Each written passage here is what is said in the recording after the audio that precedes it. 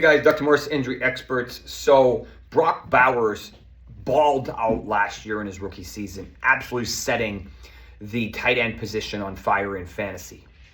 Now, people expected that to potentially improve or at least remain consistent, which is why they drafted him in the late first round or early second round in fantasy drafts this year.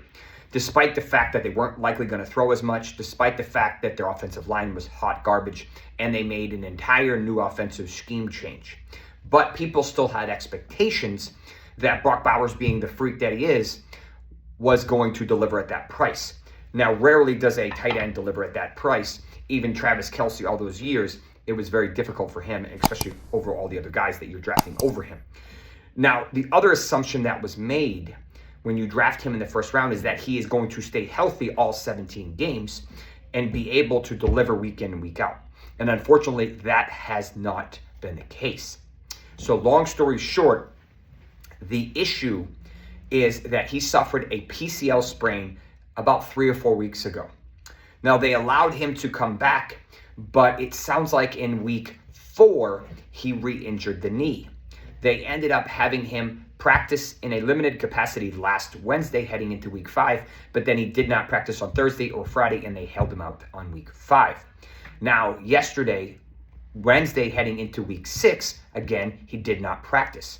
On Sunday, they announced, and I basically tweeted this out, saying that Brock Bowers is now considered week to week, not day to day. Now, that tells me that they're stepping back and realizing that this is a little bit more concerning than it initially led on. The issue with PCL sprains is that the knee with a PCL is really unstable.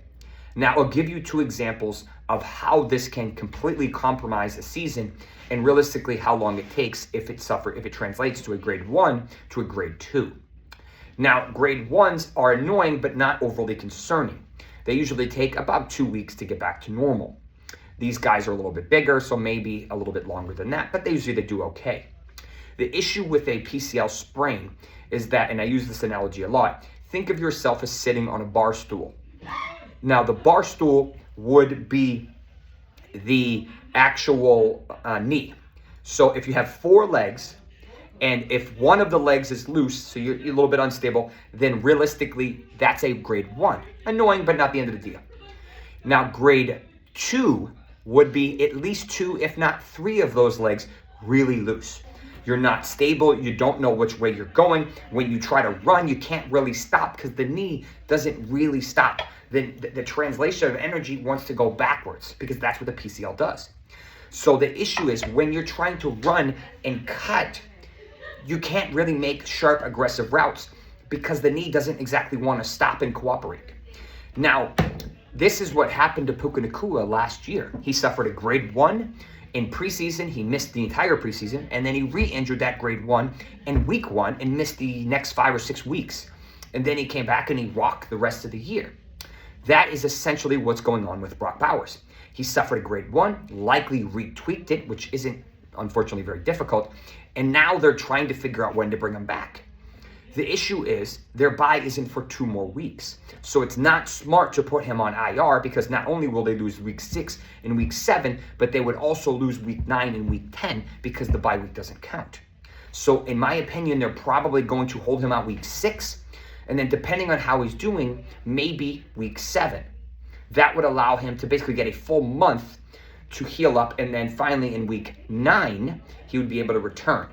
Now, that's not ideal for fantasy fans because you paid a first or second round pick for him, and he hasn't really done anything for you outside of 1 game. Now, Michael Myers should be back from his concussion this week, and this team is going nowhere fast. So why would you rush your elite all-pro tight end that has generational talent for a team that really doesn't have a whole lot of potential for the playoffs?